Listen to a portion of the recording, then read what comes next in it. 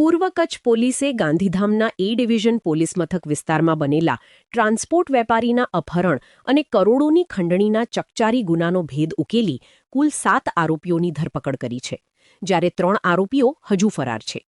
પોલીસના જણાવ્યા મુજબ 21 જુલાઈ 2026ના રોજ મુખ્ય આરોપી જાવેદ તથા તેના સાગરીતોએ પૂર્વયોજિત કાવતરાના ભાગરૂપે ટ્રાન્સપોર્ટ વેપારીને કારમાં બેસાડી અપહરણ કર્યું હતું. બાદમાં તેને સપનાનગર સ્થિત એક મકાનમાં લઈ જઈ દોરડાથી બાંધી મારપીટ કરી જાનથી મારી નાખવાની ધમકી આપી હતી. શરૂઆતમાં ફરિયાદમાં 20 લાખ રૂપિયાની ખંડણી આંગડિયા મારફતે ચૂકવ્યાનો ઉલ્લેખ હતો. જોકે પોલીસે વધુ તપાસ કરતા ચોંકાવનારી હકીકત સામે આવી હતી. આરોપીઓએ વેપારીને બંધક બનાવી તેના દુબઈ સ્થિત ભાઈ નરેશભાઈ ઉર્ફે લાલો મજેઠિયાને વિડીયો કોલ કરાવ્યો હતો અને ભાઈનો જીવ બચાવવા માટે મોટી રકમની માંગણી કરી હતી. ત્યારબાદ સ્કેનર મારફતે 5,84,500 USDT, ભારતીય મૂલ્ય અંદાજે 5,55,27,500 રૂપિયા ટ્રાન્સફર કરાવી લેવામાં આવ્યા હોવાનું તપાસમાં બહાર આવ્યું છે. આ ગંભીર ગુનાની તપાસ માટે પોલીસ અધિક્ષક સાગર બાગમારના માર્ગદર્શન હેઠળ ડીવાયએસપી મુકેશ ચૌધરી, એ ડિવિઝનના PI MJ Rathod, LCB, SOG, Netram શાખા સહિતની કુલ 10 અલગ અલગ ટીમો બનાવવામાં આવી હતી. ટેકનિકલ સર્વેલન્સ અને CCTV ફૂટેજના આધારે વિવિધ સ્થળોએ દરોડા પાડી 7 આરોપીઓને ઝડપી લેવામાં આવ્યા છે.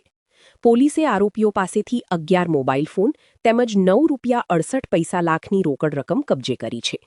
તપાસ દરમિયાન કેટલાક આરોપીઓ સામે અગાઉથી પ્રોહિબિશન, સાયબર ફ્રોડ, ચોરી, હુમલો સહિતના વિવિધ ગુનાઓ નોંધાયેલા હોવાનું પણ સામે આવ્યું છે. આ કેસમાં મુખ્ય આરોપી જાવેદ અબુ સાયચા, રિઝવાન હુસૈન ખીચા અને સોહિલ જુસબ બુછડ હજુ ફરાર છે, જેમની શોધખોળ પોલીસ દ્વારા યુદ્ધના ધોરણે ચાલુ છે. આ સમગ્ર કાર્યવાહી ડીવાયએસપી મુકેશ ચૌધરીના માર્ગદર્શન હેઠળ LCB, એ ડિવિઝન પોલીસ સ્ટેશન, નેત્રમ શાખા તથા SOGની સંયુક્ત ટીમે સફળતાપૂર્વક પાર પાડી હતી. ગાંધીધામ શહેરના જે કાસુપાલો માર્કેટ છે, માર્કેટ વિસ્તારમાં છે, ત્યાં 12 વાગ્યાની આજુબાજુ એક બનાવ બનેલ, જેમાં જે વ્યક્તિ છે, જે આ કેસમાં ભોગ બનનાર છે, જે ફરિયાદી દિલીપ મજેઠિયા, એ ત્યાં એમના જે ઓફિસ છે ત્યાં જવા માટે ગાડીથી ઉતરેલ અને જ્યારે ઉતરેલ ત્યારે સામે એક કારમાં એક વ્યક્તિ બેસેલ, જેમનું નામ જાવેદ છે. એ એમને અવાજ પાડીને બોલાવેલ અને પછી એમને સાથે પોતાને ગાડીમાં બેસાવેલ અને જે એમનું જૂની મિત્રતા હતી અને ઓલરેડી બંને ઓળખતા હતા, એ પ્રમાણે દિલીપ એમને સાથે ગાડીમાં બેસેલ અને પછી ગાડીમાં બેસ્યા પછી થોડા આગળ જાય અને આગળ જાય પછી બીજા 2 વ્યક્તિઓ સાથે ગાડીમાં જોડાયા છે.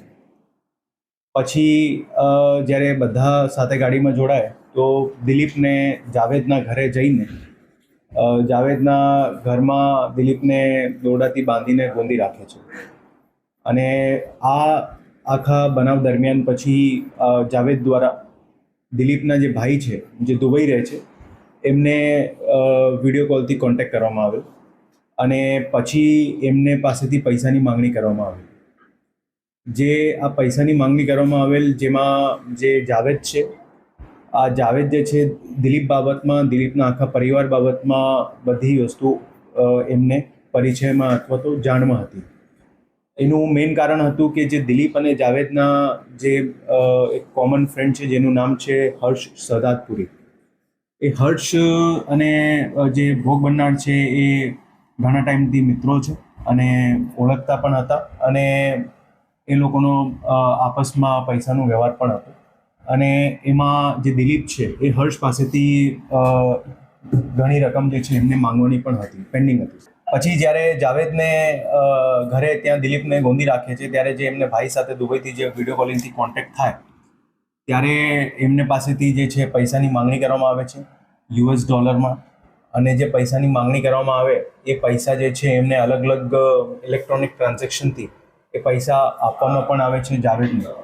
અને એ જ્યારે પૈસા આપવામાં આવે એના પછી દિલીપને જાવેદ દ્વારા એક ગાડીમાં ગાંધીધામના ઓસ્લો સર્કલને ત્યાં નજીકમાં એમને છોડી મૂકવામાં આવે છે.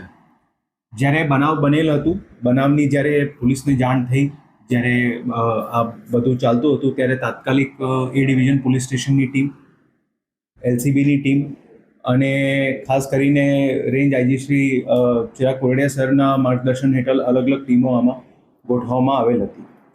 અને તાત્કાલિક જે પ્રાથમિક માહિતી મળી એ મુજબ જે એમની શોપથી યાની કે જે ઓફિસ હતી ત્યાંથી જે એમને ગાડીમાં બેસાડવામાં આવેલ હતું અને ત્યાંથી લઈને અલગ અલગ જેટલા એંગલ્સ હતા એ બધા અલગ અલગ ટીમ દ્વારા એમાં તપાસ કરવામાં આવતા હતા. અને મીનવાઇલ જે આપણે વાત કરી એમાં જ્યારે 12 વાગ્યાની આજુબાજુ એ ગાડીમાં બેઠ્યા અને લગભગ 2 કલાકમાં એમને પાછો ડ્રોપ કરવામાં આવેલો. ત્યારે પ્રાથમિક રીતે ફરિયાદી દ્વારા, કારણ કે જ્યારે તાત્કાલિક તાજેતરમાં બનાવ બનેલો જ હતું, તો જે પ્રાથમિક રીતે ફરિયાદી દ્વારા જે વસ્તુ જાણવામાં આવેલી એ પ્રમાણે ઇનિશિયલ એવી જાણ મળી હતી કે 20 લાખ રૂપિયા એમને આંગળીએથી ટ્રાન્ઝેક્શન થઈ રહ્યું છે અને એમાં ટ્રાન્ઝેક્શન થયું નથી પછી, કારણ કે દરેક જગ્યાએ જે છે પોલીસનો મૂવમેન્ટ ચાલતો હતો એવી પ્રાથમિક વિગત હતી. પણ જ્યારે બનાવની આગળ તપાસ કરવામાં આવતા હતા ત્યારે આ વિગત બારે આવી કે ખરેખર જે છે પૈસાનું ટ્રાન્ઝેક્શન, કારણ કે જે જાવેદના ઘરે દિલીપને ગોંધી રાખેલું હતું આ એક રૂમમાં હતો અને બીજા રૂમમાંથી જાવેદ દ્વારા એમના ભાઈથી કોન્ટેક્ટ કરવામાં આવેલો હતું અને પછી એ બધા ટ્રાન્ઝેક્શન થઈ રહ્યા હતા. એટલે ટોટલ મળાવીને લગભગ $5,85,000 જે છે US ડોલર એમનું ટ્રાન્ઝેક્શન થયેલું, જેનું લગભગ જે માર્કેટ કિંમત છે એ લગભગ 5.5 કરોડ જેટલી છે. અને આ પૈસા મળ્યા પછી જે છે એમને દિલીપને ત્યાં ડ્રોપ કરવામાં આવેલું. બનાવ ગંભીર હતું અને એ પ્રમાણે પોલીસ દ્વારા પણ ગંભીરતાથી આ બનાવની તપાસ પણ ચાલતી હતી અને અલગ અલગ બધા એંગલમાં પોલીસ દ્વારા તાત્કાલિક જ્યારે બનાવ બન્યું ત્યારે જ જે છે તપાસ ચાલુ કરવામાં આવેલ હતી.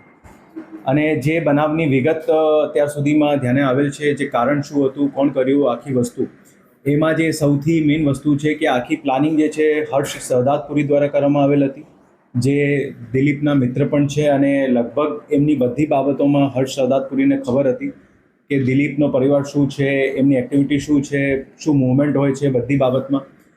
હર્ષ સહદાતપુરી જે છે એમના ઓલરેડી અલગ અલગ જગ્યાએથી ઘણા બધા દેનદારી છે પૈસાની, એટલે આની સાથે સાથે જાવેદને પણ જે છે એ મિત્ર હતા. એટલે હર્ષ અને જાવેદ અને એમની સાથે બીજા 2-3 લોકો એ બધા સાથે મળીને આ આખી બનાવની આખું કાવતરું જે છે એ લોકો દ્વારા રચવામાં આવેલું. અને એમાં જે હર્ષ દ્વારા પ્લાનિંગ હતી અને જે એક્ઝિક્યુશન હતું એ એક્ઝિક્યુશનમાં જાવેદને સાથે બીજા 2 લોકો, જેમાં એક રિઝવાન કરેન છે અને એક સોહેલ કરેન છે, એ લોકો દ્વારા એનું એક્ઝિક્યુશન કરવામાં આવેલું. અને જે હર્ષ છે એમને પૈસાની જરૂરત હતી, જે પ્રાથમિક રીતે જાણવા મળે છે એના માટે, અને એના કોઈ દેનદારી હોય તો એ દેનદારી પૂરી થઈ જાય એના માટે જાવેદ સાથે મળીને અને બીજા જે લોકો સાથે છે, જેમાં જાવેદના ભાઈ પણ છે, જે એક શબ્બીર કરેન છે, જેમને પોલીસ દ્વારા ડિટેન કરવામાં આવેલો છે અને ઓલરેડી અરેસ્ટ કરવામાં આવેલું છે. અત્યાર સુધી આ બનાવમાં ટોટલ 7 લોકોને અરેસ્ટ કરવામાં આવેલા છે, જેમાં એક છે હર્ષ કિશોરભાઈ સહદાતપુરી, જે મેઇન પ્લાનર છે. એની સાથે સાથે એક રાજ ધનવાની, જે રાજ ધનવાની છે ઓલરેડી જૂના એમના વિરુદ્ધ સાયબર ક્રાઇમના પણ ઓફેન્સ દાખલ છે. રાજ ધનવાનીનું પણ આમાં રોલ છે કે જે ઓવરઓલ પૈસાનું ટ્રાન્ઝેક્શન થયું દુબઈથી એમાં એમને કન્વર્ટ કરવામાં, પ્લસ આ કઈ રીતે આખું કરવામાં એમાં જાવેદને શીખવવામાં પણ એમનું રોલ છે. પ્લસ એમની સાથે સાથે એક ઇબ્રાહિમ બુચ્ચડ કરીને છે, હુસૈન બુચ્ચડ, શબીર સાયચા, લક્ષ્મણ ઉર્ફે લચ્છુ હેમનાની, સચિન આનંદાની, એ 7 લોકોને અત્યારે પોલીસ દ્વારા ધરપકડ કરવામાં આવેલી છે. બીજા જે 3 લોકો વોન્ટેડ છે એમાં જાવેદ સાયચા, રિઝવાન ખીચા અને સોહેલ બુચ્ચડ, એ બધા ગાંધીધામ અને અંજારના છે. એટલે એ લોકોને અત્યારે પોલીસ દ્વારા શોધખોળ કરવામાં આવી રહી છે અને જે અત્યારે 7 લોકોની ધરપકડ કરવામાં આવેલી છે એમની રિમાન્ડની તજવીજ આગળમાં કરવામાં આવશે અને આગળની કાર્યવાહી પણ જે છે અત્યારે એ ડિવિઝન પોલીસ સ્ટેશન દ્વારા ચલાવવામાં આવી રહી છે. અત્યાર સુધીમાં ટોટલ લગભગ 9.5 લાખ રૂપિયા જેટલી રિકવરી થઈ છે અને બીજા પણ રિકવરીના પ્રયાસો પોલીસ દ્વારા ચાલુમાં છે. જે આરોપી છે જાવેદ સાયચા, જેમાં ગાડીમાં શરૂઆતમાં જ્યારે દીપકને બેસાડેલ, એમના વિરુદ્ધ જૂના ગુના પણ દાખલ થયેલા છે મિનરલ્સ એન્ડ માઇન્સ એક્ટના. અને પ્લસ એની સાથે સાથે જે બીજા આરોપી છે એમનો પણ ગુનાહિત ઇતિહાસ છે. જે ઓવરઓલ અત્યાર સુધીમાં પોલીસને વિગતો મળી છે એ પ્રમાણે જે તપાસ કરવામાં આવી રહી છે અને એની સાથે સાથે આગળમાં પણ જે લોકો અત્યારે પકડવાના બાકી છે એમની પણ તજવીજ ચાલુમાં છે. પ્લસ જે વિગતો આગળમાં ધ્યાને આવશે એ પ્રમાણે અલગ અલગ બધા એંગલમાં પોલીસ દ્વારા તપાસ કરવામાં આવશે.